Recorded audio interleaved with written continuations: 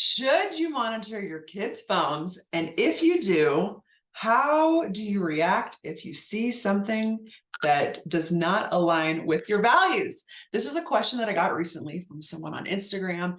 I am excited to chat about it because this is the podcast about how to become trusted by your teenagers, where we chat in under 10 minutes.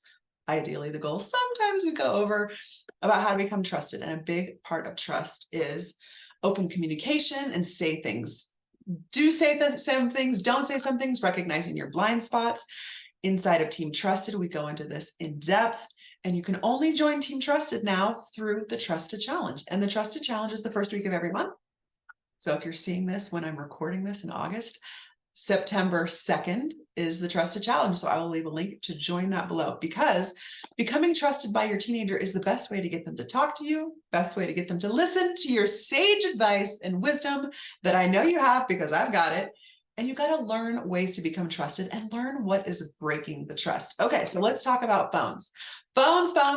It is a huge hot topic for every single parent out there. And it was not a challenge when I was growing up. There were no phones. So it's definitely something, quote, new. And it's something that's really important to talk about regularly. And a lot of parents are kind of freaked out about phones. There's a lot of anxiety. There's a lot of worry.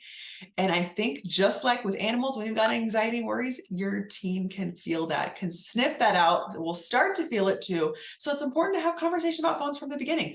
Also, inside of Team Trusted, I have a module specifically about how to talk to your teenager about phones, whether you're giving them their phone for the first time, or maybe you've already given it to them and you want to backtrack a little bit and potentially start over. So I've got some guidelines within there, something to think about for the future. So here's the deal. The question was, can I snoop on my phone? Should I snoop in my kid's phone? If I do, when I do, and I see something, how do I handle it? So the first question is, think about yourself in a diary. I know that it's not exactly the same, but it is very similar. Would you go read your teenager's diary? Some people are saying, yes, I want to know some things. I want to know what's going on. Some people are like, no, absolutely not. I would never do that. That would break trust, right? So their phone, their communication with their friends is a lot like their diary. So when you're reading things, they need to know that it is a possibility that you're going to read it. If you've got, and ideally that's an agreement that you have from the beginning. When we gave our kids phones, we said, all right, we're plugging them in a family space, and just know I'm going to be spot checking from time to time. So they knew that it was a possibility that there was going to be some spot checking. Now, as it pertains to messaging their friends, listen, I've heard all the things. I've heard people say they're sending inappropriate pictures. I've heard them say that they're talking inappropriately and, things like that. So you definitely can get a sense of what's going on. But if you're going to be looking at it, they need to know that it's a possibility, or else trust will be broken. So that's something that I think is very important to set from the get-go. And so that's a conversation that you need to have with your teenager. They might not like it, but if you start from the beginning and say, hey, we're going to do this, they're just happy to have a phone. They're like, okay, fine, whatever, I'll do whatever it takes. So ideally, that's what happens. If you've already started having phones and you haven't had that precedence, it's going to be difficult and painful for both of you to go backwards and start trying that. And if that's something that you feel it's important, then do it. And I think especially with the younger kids, when they're 13, 14, 15, having that spot checking is something that is beneficial. It can spark conversation.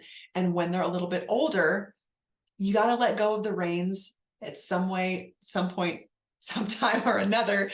And that's a conversation to be had regularly. Talking about phones, talking about what happens on phones should be a regular conversation. And I don't say should lightly, because I'm not a big fan of shoulding on myself. I'm not a big fan of shoulding on you. And I'm not a big fan of you shoulding on your teenager.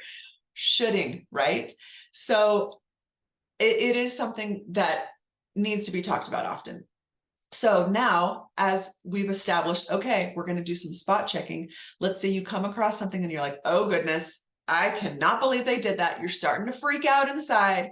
You want to do this overreact. You want to say, what were you thinking? You want to say, I taught you better than that. That's shaming. That's projecting what you want them to feel. Well, projecting, I can't say this. It's having them feel like they should be responsible for what you've taught them better, right? They're going to mess up. They're going to make mistakes. They're going to do dumb things. Plan on that. Assume it's going to happen so that when it happens, there might not be as much of a freak out. So let's just say there's a couple of levels, right, of doing something done and not handling it. So when this person asked me, I want to read the specific question again. When they said, when you see things in their phone that don't align with your values, how do you handle it, right? You've taught them better, right? That you assume that they're going to do better. They're going to mess up. So how do you handle it? Always, in all things, how you handle it is a big part of how you are trusted or not trusted. For example, not trusted in handling something is, what were you thinking? I can't believe you did that. That was so dumb. I taught you better than that, right? Distrusted conversation, language. When you say things like that, it's distrusted. It's going to break the barriers of trust because they're going to feel shame. They're going to wish that they hadn't done something, and they're going to wish that they hadn't have gotten caught, obviously. But how you handle it is how you can build that trust in the future, and how that they will internalize what they did. If they internalize it in a shameful way, if they internalize it in a way like, oh my gosh, I'm so terrible, I might as well not even try in the future because I messed up then, I'm probably going to mess up again. And the likelihood is that they will mess up again. So when you handle it in a freak out way, not only does it break trust with you, it's going to cause them more shame to where they more likely will do it again in the future.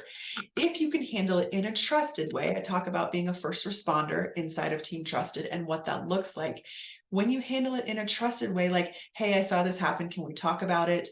Hey, I'd like to have a conversation about XYZ. Let's just say it's as terrible as sending a nude photo. I think a lot of parents freak out about that.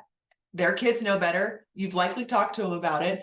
And I've heard from a lot of parents that it has happened. So let's just say that something like that happens, which is like ultimate scary, right? Just say, hey, I saw that this happened. I feel like we've had the conversation in the past about it, but it sounds like we need to have a conversation about it again. And I recognize it takes a lot of self-work to come to this place of not freaking out, speaking in a calmer, trusted way. It takes practice. And I'm here to say it happens because I've practiced myself and become way better at freaking out. And I've seen all the people inside of Team Trusted who talk about the practice and the trying again and the messing up and the trying, and they keep practicing, just like a sport, just like the elite athletes. You got to practice. You got to practice and hone your craft of not freaking out. So having the conversation saying, hey, I saw that this happened. I just want to remind you, not only is that, degrading for yourself, it's actually illegal. And bringing out points like that and say, I know, I recognize there's probably pressure to do that. I presume so-and-so asked for it, or, whatever, having that conversation. And I want to help you see the long-term ramifications of that, which is, and you can go into a conversation about self-respect. You can go into a conversation about legality, so many different offshoot conversations that you can have, but how you handle a situation that you're disappointed in, frustrated, sad, heartbroken, how you handle it will determine if your teenager feels safe to trust you in the future, and will determine likely if they do it again. When you freak out, they feel that shame. They're like, whatever. My parents already, quote, hate me. Teenagers like to say so-and-so hates me, by the way. And when they already think that you're mad at them, they're like, it doesn't matter. They're already mad. Might as well just do whatever I want again. But when you can handle it in a calm, trusted, non-freak out way, they're like, they want not, and it's not about, you don't want them to do it for you. You want them to do it for themselves. And when you say, you know what, we all make mistakes. I recognize that this is a mistake. You can improve from this. When you believe in them, they believe in themselves. And that's ultimately what you want. You don't want them to do things because you want them to. You want them to do things because they want to. It is all about, I love talking about the personal internal filter, and that's a conversation for another day. But I'm going to wrap this up. That's the ultimate goal, is for them to have that desire within themselves, and how you respond to anything that they do, which is what we talk about inside of Team Trusted nonstop. How you respond is how they will feel about themselves inside. So if you wouldn't mind leaving a review, I would be so grateful, because I need some updated reviews about what you thought about this podcast. Feel free to message me with ideas for future podcast conversations. Join the Trusted Challenge. I've also got some chat cards specifically about phones. I will leave the link to that, which is great discussion topics to talk to your teens about phones, have them thinking about things, and just talk through scenarios. That's our ultimate goal, to become trusted by your teenager. I'm here to help you do that.